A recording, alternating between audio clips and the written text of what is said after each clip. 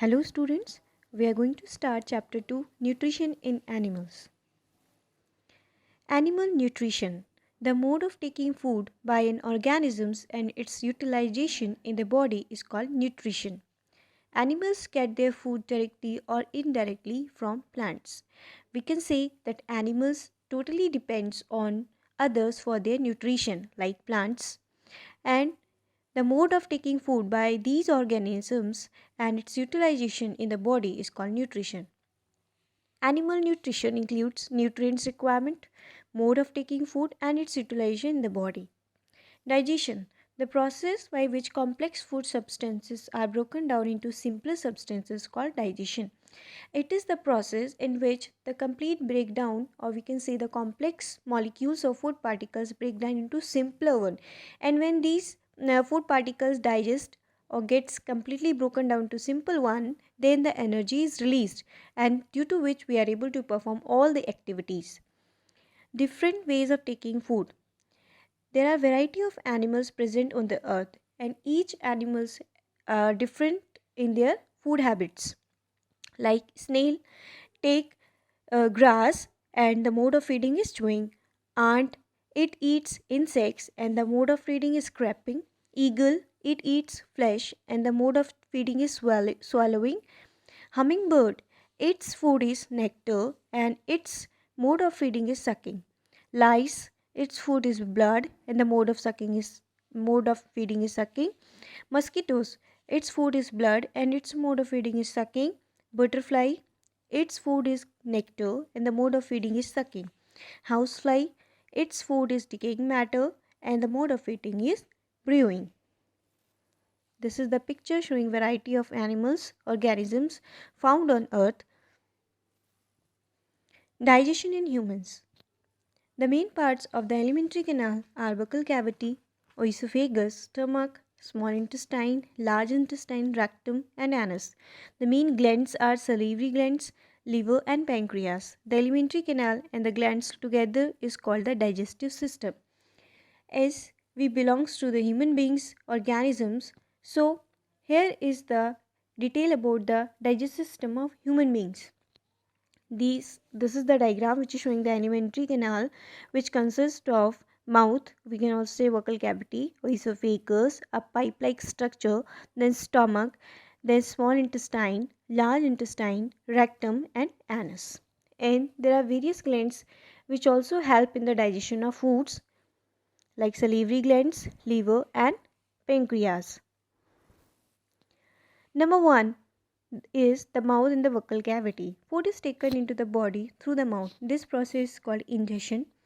In the mouth, the food is broken down into smaller pieces by teeth. The mouth has salivary glands which secrete saliva. The saliva breaks down starch into sugars. The tongue helps to mix the food with saliva and swallow the food. As we directly cannot take the food, so firstly we chew it with the help of mouth. The salivary glands release saliva which make that chewed food into a paste. Then this paste is passed into the esophagus, and this process is known as ingestion. Here is the diagram of mouth showing different kinds of teeth. Teeth are the parts which help in chewing of food. Tongue. The tongue has taste buds to detect different taste of food. The different region of the tongue detect different taste. These are the region of human tongue. Human tongue can recognize various types of taste like bitter, sour, salt, and sweet. Teeth. There are 4 types of teeth. They are incisors, canines, premolars, and molars. Incisors help in biting and cutting the food. Canines help in piercing and tearing the food. Premolars and molars help in chewing and grinding the food. Here is one table showing the type of teeth and their number. Incisors are present in the lower jaw and number is 4. In upper jaw the number is 4. The total the incisors are 8. Canines in the lower jaw they are 2. In the upper jaw they are 2. The total number is 4. Premolars and molars in the lower jaw these are 10. In upper jaw these are 10. So total it becomes 20. So here are different types of teeth. Next, the food pipe. It's also called as esophagus. The food pipe passes along the neck and chest. The swallowed food is pushed down by the movement of the walls of the food pipe into the stomach. The food pipe consists of muscular walls in which the food is passed into the stomach. The stomach. The stomach secretes digestive juices, hydrochloric acid and mucus. The digestive juices breaks down proteins. Hydrochloric acid makes the medium acidic and kill bacteria which enter along with the food. Mucus protects the walls of the stomach from the acid. So stomach also secretes some kind of substance, like it secretes digestive juices which help to break down the proteins. Hydrochloric acid which kills the germs present in the food particle, and mucus, it prevents the walls of stomach from the acid. Next is the small intestine. The small intestine is a long coiled tube. It receives secretions from the liver and pancreas. It also secretes digestive juices. The liver is the largest gland in the body. It secretes bile juice which is stored in the gallbladder. It breaks down fats. After stomach, the food goes into the small intestine where its complete breakdown takes place. The liver is the largest gland in the body. It secretes bile juice which is stored in the gallbladder. It breaks down fats. The pancreas secretes pancreatic juice which breaks down carbohydrates and proteins. The intestinal juice completes the digestion of starch into glucose, fats into fatty acid and glycerol into fats into fatty acid and glycerol, and proteins into amino acids. So various or different organs perform their different works. This is the diagram showing picture of large intestine, small intestine, gallbladder, liver. Absorption of digested food in the small intestine.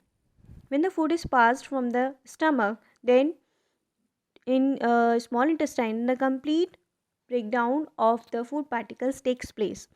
The digested food is absorbed by the balls of the small intestine. This process is called absorption. The small intestine has several finger-like projections called villi, having blood vessels. The villi helps to increase the surface area for absorption. The absorbed materials are carried by the blood to the different parts of the body and used by the body. This is called assimilation. The undigested food then passes into the large intestine. As I said, in small intestine, the complete breakdown of food takes place, or we can say here the food is completely absorbed or digested. Next is the large intestine. In the large intestine, water and some salts are present. The remaining waste then passes to the rectum and remains there as a feces. It is removed through the anus from time to time. This process is called egestion. After passing from small intestine, the food reaches to large intestine. Here, whatever the salts and water present in the food is absorbed by the large intestine and the rest is converted into waste. It is also called as feces, and the process of removing this waste is called as egestion. Digestion in grass-eating animals. Grass-eating animals or herbivores are also called as ruminants. Grass-eating animals like cows and buffaloes quickly swallow the grass and store it in a separate part of the stomach called rumen. Here the food is partially digested and is called curd. Then the curd is brought back to the mouth in small lumps and chewed. This process is called rumination.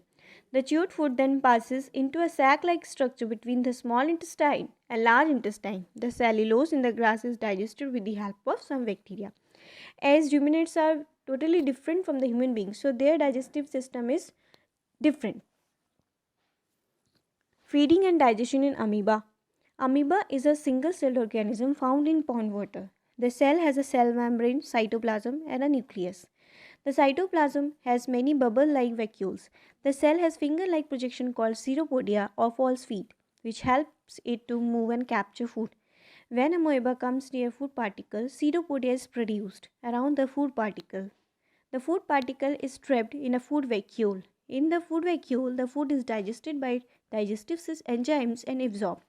That undigested waste is then sent out by the vacuole. As we know, amoeba is a unicellular organism, so every function is performed by only one cell. And the process through which amoeba takes its food is known as endocytosis. So what it do, it increases its false feet or the ceropodia and make a surrounding towards the prey, and it captures the food and then it engulfs into the food vacuole. Here in food vacuole, the important nutrients are absorbed by the amoeba and the rest is expelled out with the help of skin. This is the diagram showing you the process of nutrition in amoeba.